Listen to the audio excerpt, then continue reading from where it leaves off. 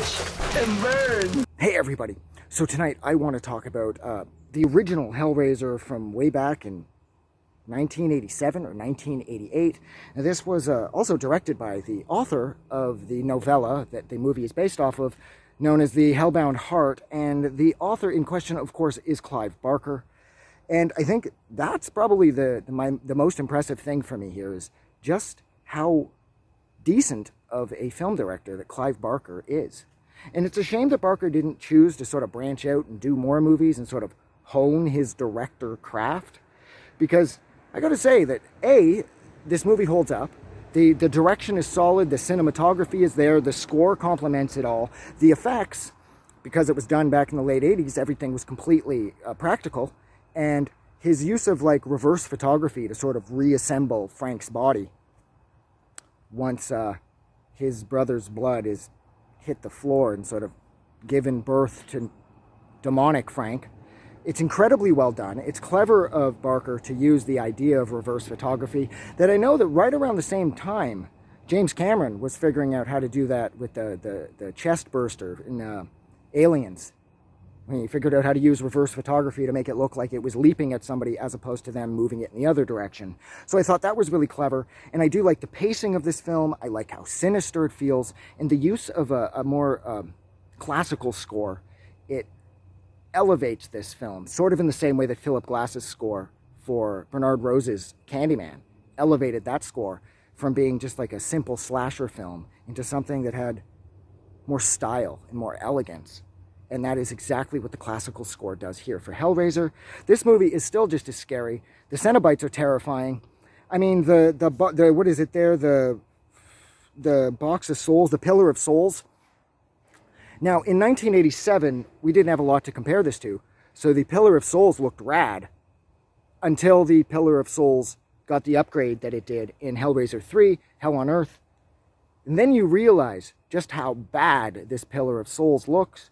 And I suppose that even if you don't have anything to push it up against, it's still a little weak looking. But considering I was a little kid when I saw this, and judging by how rad the box looked, with, you know, on the back they had pictures and it had Frank's body wearing the suit. I mean, well, his tendon Frank, not skin Frank, you know, muscle Frank. He's wearing the suit and he's on the back and everything he touches is getting all bloody.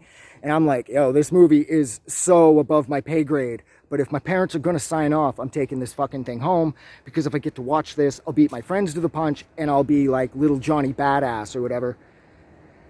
And I saw it, and this movie scared the hell out of me, and I was way too young for this, because the concept of the Cenobites is the thing that got me the most. Like, the male Cenobite, you know, who would later be known as Pinhead, played brilliantly by Doug Bradley.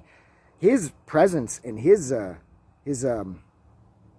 this suffocating sense of, such control over his suffocating sense of directing terror. Like, Pinhead can just start to talk and you know you're in over your head. So Doug Bradley does a brilliant job here, of course, as the unnamed male Cenobite. What else did I want to say here? It was banned in Ontario, Canada. I don't know what the hell's wrong with Canadians.